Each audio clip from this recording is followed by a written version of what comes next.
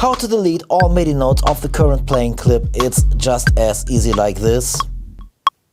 You just have a button for this. If you are using my Max for Live device, Max for Live is included in Ableton Live Suite or can be bought as an add-on towards Ableton Live Standard. Otherwise, you can't make use of third-party Max for Live devices. And this is the device where I set up the delete all to listen to this pad on my controller here. So this becomes very handy if you actually doing stuff live with your controller and you don't want to jump to the screen and access anything in there, or just if you want to stay on this clip. This device can as well delete only certain MIDI notes here. I made a second video for that and I will attach this at the end of this video here as well, just to give you an idea. But first let's focus on how to set this up. So we have the device sitting on a MIDI track, and this obviously needs to listen, and the MIDI from your controller needs to be routed into the second track here as well. It's sitting on a second track for a reason, so use a second track. So you can actually MIDI map those buttons you got here via the native MIDI mapping I prefer, and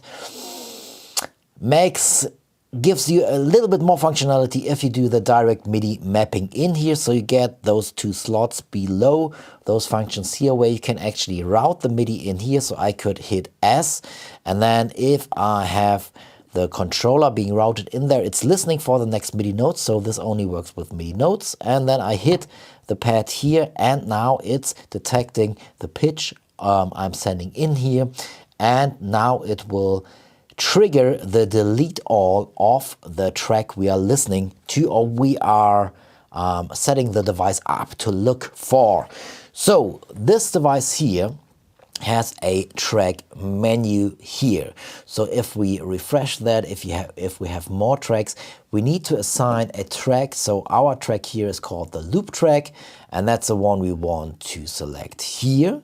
And then we need to hit set, and now this device is observing which MIDI clip is playing on this track here. So it automatically is addressing the clip, the clip which is playing here. So if we record a new track, let's quickly do this. So if we record something,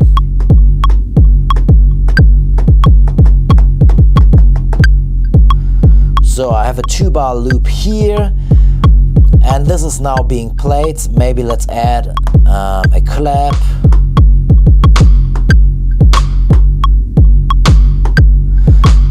And now, if I'm going to my track where I am controlling stuff with, I can now hit the delete all via mouse, but the whole idea is not to use your mouse here. So I could MIDI map or direct MIDI and map this button I did here already. So now it's deleting all those notes which were in here. So if we hit Command Z, they're back again.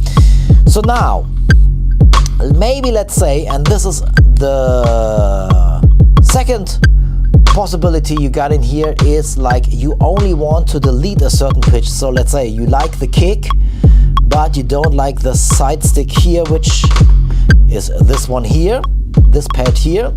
So I can actually have the delete pitch X, which is a toggle button, meaning it turns it on and it turns it off when it's set up to direct MIDI note in mapping here. So now I can activate this, and now if I hit the pad for the side stick here, it will only delete the side stick notes in here. How cool is that, isn't it? Because you can quickly come back to things where you think like, well, I'm not sure if that still fits, without leaving your controller if you set it up like this. So as I said, this device is listening or is looking on the loop track now for which MIDI clip is currently playing, and automatically only is accessing this particular MIDI clip which is currently playing. You can get this Max for Live device.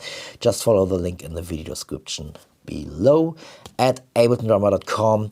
Again, Max for Live, you can only make use of Max for Live devices if you have Max for Live, which is included in Ableton Live Suite or can be bought as an add-on towards Ableton Live Standard. Then you can get my device and make use of that. I hope that is something exciting for some of you. Let me know in the comments, and take care. Bye-bye.